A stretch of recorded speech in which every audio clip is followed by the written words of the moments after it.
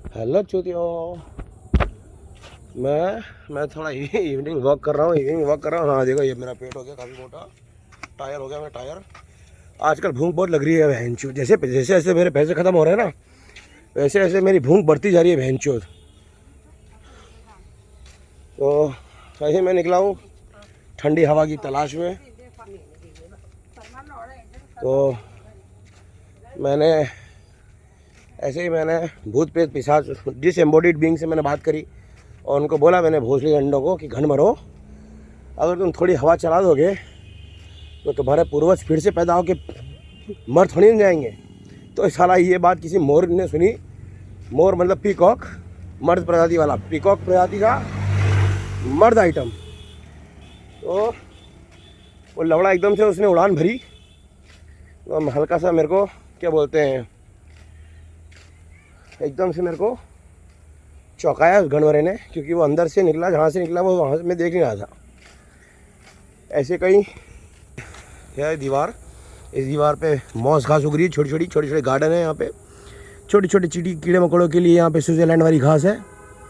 छोटे छोटे गार्डन, छोटी छोटी गोल्फ कोर्स, छोटे छोटे पोलो ग्राउंड। तो यहाँ ऐसी घनवरा, यहाँ पे कहीं पे ऐसी किसी कहीं पे लफड़ा बातें सुन रहा था मेरी भोसड़ी का लंड, और एकदम से उड़ के गया घनवरा मोर कहीं का। तो फिर मैंने उसको दम जी भर के गालियाँ दी पहले तो। फिर मेरे को याद आया, फिर एक आदमी भी मेरी बातें सुन रहा था। तो मैंने उसको बताया कि मैंने कहा तेरे को गाली नहीं दे रहा हूँ मैं, मेरे मोर को गाली दे रहा हूँ बड़वा। एकदम से भोसड़ी ग्रांड चौंका दिया मेरे को। तो फिर मैंने उसको बताया कि मौर्य डायनेस्टी हुआ करती थी एक ज़माने में, चंद्रगुप्त मौर्य, उसका लौंडा बिंदुसार, उसका लौंडा अशोक। तो उन सब का फेवरेट फूड आइटम था मोर। मोर का जो गोश्त होता है, गोश्त मीट, जैसे कुछ लोगों को देसी मुर्गा अच्छा लगता है, मेरे को भी देसी मुर्गा बहुत पसंद है ना। मैंने खाया देसी मुर्गा, वायनाड में खाया देसी मुर्गा, मेघालय में खाया देसी मुर्गा, फिर मैंने हैदराबाद में तो दबा के खाया देसी मुर्गा। तो मेरे को भी मेरे को देसी मुर्गे का गोश्त बहुत अच्छा लगता है, टेस्टी। ऐसे ही चंद्रगुप्त मौर्य का जो साम्राज्य था, मूरा राज्यवंश, तो मौर्य राज्यवंश में उनका फेवरेट फूड आइटम था मोर। जो मोर होता है ना, जो नाचता है जंग जो गाना बनाया कि एक कहावत बनाई किसी ने कि जंगल में मोर नाचा किसने देखा, है ना। तो वो वाला वो मोर जिसके पीछे मोर पंख होते हैं और काफ़ी ब्यूटीफुल होता है। वो इकलौता मर्द ऐसा है इस पूरे क्या बोलते हैं जानवर प्रजाति में जो कि औरतों से ज़्यादा सुंदर होता है। तो इसलिए उसको नेशनल एनिमल भी घोषित कर रखा है लवड़े को। जैसे बारिश होती है तो वो अपने पंख खुद छोड़ देता है, वो फिर उसके नए पंख उगते हैं। देखो ये स्नेल प्रजाति का लवड़ा, ये मेरी बातें सुन रहा है, चल रहा है धीरे धीरे कछुए की चाल। तो मोर जो होता है ना, मोर पीकॉक के बारे में एक चीज़ मैंने और सुनी है कि पीकॉक थ्रोन करके था नादिर शाह नाम का लौंडा था। तो उसका पीकॉक थ्रोन था, वो इंडिया में था, फिर वो इंडिया से चोरी करके कहीं ले गए ब्रिटेन में। पीकॉक के बारे में दूसरी बात यह है कि पीकॉक और पीकॉकनी, मतलब पीकॉक और पीहन जब सेक्स करते हैं तब तो वो रोते हैं, ऐसा सुना है मैंने, देखा तो आज तक नहीं है मैंने। हो सकता है कि भैंचोद बारिश में सेक्स करते हो तो लोगों को लगता हो कि है ना रो रहे हैं। बाकी तो क्या, मैंने एक वो देखी थी, वो जेकब रोथस्चाइल्ड के छोटे भाई की लौंडिया, उसका नाम था केट एमा रोथस्चाइल्ड। तो उसके इंस्टाग्राम अकाउंट में मैंने एक फ़ोटो देखा था कि एक लौंडिया बैठे हुए हैं, सेक्स कर रहे हैं। वो तांत्रिक सेक्स होता है, वो उस स्टांस में वो सेक्स करके बैठे हुए थे और रो रहे थे आपस में। तो वो देखा था मैंने फ़ोटो में, रोते हुए सेक्स कर रहे थे, रोते हुए लव मेकिंग कर रहे थे। तो और पीकॉक के बारे में और बताऊं कि पीकॉक की जो धाड़ होती है ना, मोर की धाड़ बड़ी ख़तरनाक होती है, क्योंकि पीकॉक का जो गला होता है ना, वो मानता हूँ मैं कि जिराफ जितना लंबा नहीं होता पीकॉक का गला, बट पीकॉक जो होता है मोर, उसका जो नीलकंठ होता है, नीला जो कंठ होता है, उसके अंदर वो भोंपे की तरह हवा भरता है। और वो भोंपा जब उसका चालू करता है ना, वो तो जो मोर की धाड़ होती है ना, वो मैंने सुन रखी है। झरमदाड़ा, उदयपुर सिटी राजस्थान के आउटस्कर्ट्स में झरमदाड़ा नाम की एक जगह है, जहाँ पे क्या बोलते हैं गौतमेश्वर महादेव करके एक मंदिर है। वहाँ पे 2 मोर और कम से कम 100 मोरनियाँ रहते हैं वहाँ पे। तो 2 मोर और 100 मोरनियाँ, तो वो 2 मोर साथ में बैठे रहते थे मंदिर के खोपड़े पे। और वो उनकी दहाड़ मैंने सुनी है। वो फुल वॉल्यूम पे पहले तो हवा भरते थे अपने फेफड़ों में, और मतलब अपने कंठ, नीलकंठ वाले फेफड़ों में हवा भरते थे, और फिर वो फट फट करके ऐसे भन्नाट दहाड़ते थे। वो मोर की दहाड़ बड़ी खतरनाक होती है। ये भड़वा मेरे को चौंका के भाग गया घनभरा। अब मैं बोल रहा हूँ कि आ जा, एक बार फिर से आ जा, दहाड़ के बता हेंचू। और भोसडी का लंड भाग गया लवड़ा। मोर और मोरनी की पहचान होती है। मोरनी होती है ना, वो गांडू होती है, उसके नीलकंठ नहीं होता है, मोर के नीलकंठ होता है। वैसे आजकल तो मोर बहुत प्रजाति के हो रहे हैं, वाइट रंग के मोर भी आते हैं और बहुत सारे कलरफुल मोर आ गए हैं आजकल। बट फिर भी हिंदुस्तान का जो नेशनल एनिमल है, जिसमें पीकॉक, जिसका नीलकंठ होता है, कंठ नीला होता है, जिसका बिना जहर पिए ही उसका कंठ नीला होता है, तो उस मोर की दहाड़ बड़ी खतरनाक होती है। मतलब जैसे मुर्गा बांध देता है ना सुबह सुबह, तो मुर्गा तो कुछ नहीं है, मुर्गा तो चूतियाबंदी का एक सिंबल है। असली दहाड़ तो मोर, असली जो दहाड़ होती है ना, वो तो मोर की दहाड़ होती है। अब मैं बोल रहा हूँ दहाड़ तो बब्बर शेरों की होती है, तो मैं तो कुछ भी कर सकता हूँ। मैं तो गधे होते हैं ना, गधों का महावत, मैं तो गधों को पालने वाला, गधों को चलाने वाले को मैं महावत बोलता हूँ कभी कभी, गधों का महावत। जबकि महावत तो हाथियों का होता है। तो जब गधों का महावत हो सकता है, तो मोर की दहाड़ भी हो सकती है, होती है, मैंने तो सुन रखी है। अरे बहुत दिन हो गया, एक और बात उसको भी बोलें, क्या बोला था मैं, हाँ, आजकल क्या है ना, जब से मैंने चाहत फ़तेह अली खान का गाना सुना है, बद्दो बेदी हाय हाय हाय हाय, तब से क्या है ना, बचपन से मैं ओम नमः शिवाय का जाप करते आ रहा हूँ। ऐसे ही टाइम पास करने के लिए, जहाँ देखो जब मन करता है जब मैं कर लेता हूँ मैं।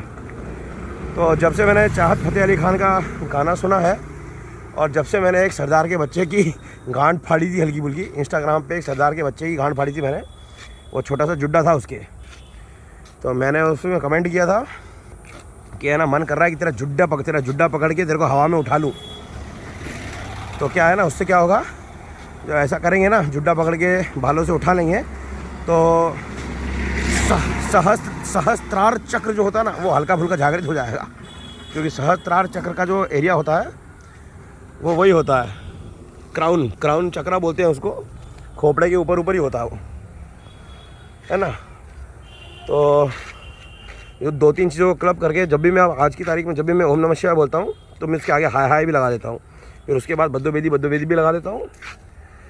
फिर आजकल क्या हो गया ना, ओम नमः शिवाय की जगह मेरे को ओम नमः शिवाय बोलना चालू कर दिया मैंने। शिवाय, SHIVOY, शिवाय। फिर कभी कभी क्या होता है, शिवाय बोलते बोलते फिर मेरे को सिपोय याद आ जाता है, सिपोय, SEPOY, सिपोय। फिर सिपोय से सिपोय म्यूटिनी याद आ जाता है। फिर म्यूटिनी को हिंदी भाषा में अगर कोई बोले, धीरे धीरे बोले, तो म्यूटिनी को मूतिनी बोले, मूतिनी, सिपोय मूतिनी। तो अगर कोई लेडीज सिपोय होए, सिपोय में तो मर्द भी हो सकते हैं और लेडीज़ भी हो सकता है, क्योंकि सिपोय तो एक जस्ट वर्ड है। तो सिपोय मूतिनी, तो कोई ऐसी औरत रही होगी जो सिपोय होगी किसी ज़माने में, और वो मूती नहीं, मतलब शी डिडंट यूरिनेट तो सिपोय मूतिनी। फिर से बोलूँगा कि ओम नमः शिवाय, हाय हाय हाय हाय, बद्दो बेदी। फिर ओम नमः शिवाय बोलते बोलते ओम नमः शिवाय, ओम नमः सिपोय, ओम नमः सिपोय म्यूटिनी, ओम नमः शिवाय, ओम नमः शिवाय, ओम नमः सिपोय म्यूटिनी, सिपोय मूती नहीं। अरे भड़वा, ओए कहाँ के घांडू, सारा मोर कहीं का भड़वा। मैं आया बार 2-3 राउंड काट लिए मैंने, घांडू पता नहीं क्या छुप गया, भड़वा भोसडी का लंड। अबे मैं चंद्रगुप्त मौर्य के वंश से बिलोंग नहीं करता हूँ, मैं नहीं काट के खाऊंगा तेरे को, ठीक है। मेरा तो वो चाइना गेट का एक डायलॉग है जगीरा का, मेरे मन को भाया मैं कुत्ता काट के खाया। मैंने कहा, मैंने तो डायलॉग को और ज़्यादा एक्सटेंड किया, मैंने कहा मेरे मन को भाया मैं जिंदा इंसान काट के खाया। मैंने कहा चांडाल फंडाल होते हैं ना, वो कच्चा पक्का खाते हैं। मैंने कहा कच्चा पक्का खाते हो तुम लोग साले। मैंने कहा कि इतने ऐसे दुनिया में ऐसे लोग हैं कि उनको कच्चा पक्का, उनको जला कर कच्चा पक्का खाने की ज़रूरत नहीं है, जिंदा इंसान को काट के उनका गोश्त पका के खा सकते हैं।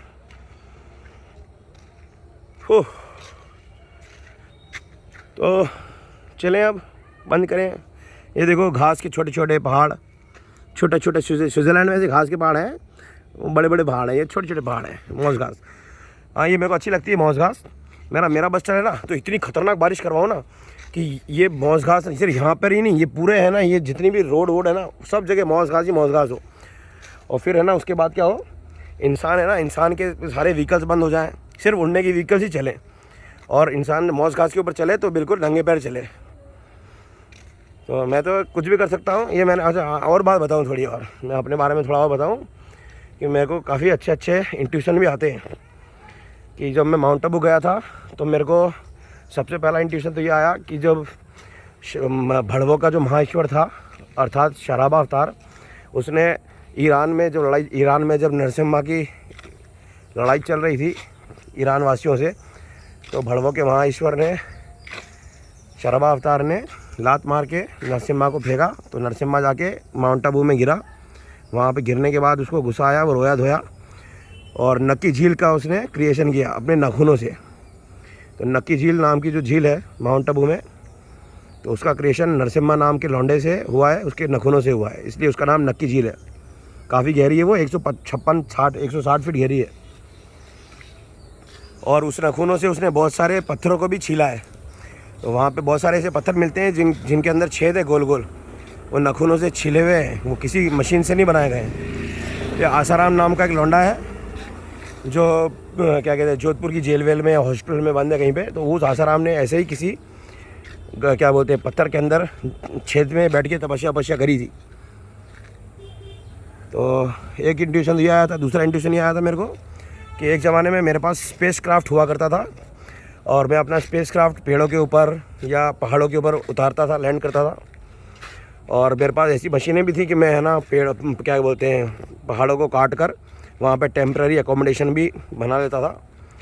तो एक बार मैंने बारिश से बचने के लिए अपने गैजेट से एक गुफ़ा खोदी, बड़ी सी गुफ़ा, और उसके बाद फिर मैं कहीं चला गया घूमने फिरने। फिर जब मैं वापस आया तो मैंने देखा कि बहन जो 100-200 लोग वहाँ पे चूतियों की तरह या बारिश से बचने के लिए खड़े हो गए थे।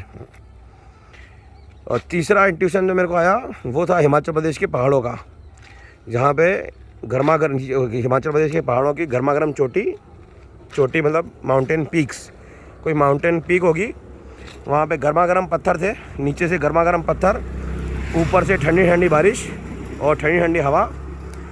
और वो मैं वहाँ पे मैं क्या कहते हैं उस वहाँ पे गर्म पानी के स्विमिंग पूल में, मतलब गर्म पानी का स्विमिंग पूल नहीं वो तो स्विमिंग पूल था, वहाँ पे पत्थर कटे हुए थे, पानी भर जाता था वहाँ पे मैं आराम से बैठ के लेट के आराम से एंजॉय करता था, नशा करता था। तो नशे में कभी कभार मैं बहुत तेज़ हवा चलती थी तो मैं झूमते झूमते कभी गिर भी जाता था खाई में, बट मेरा शरीर इतना लंबा चौड़ा था कि मेरे को कोई फ़र्क नहीं पड़ता था।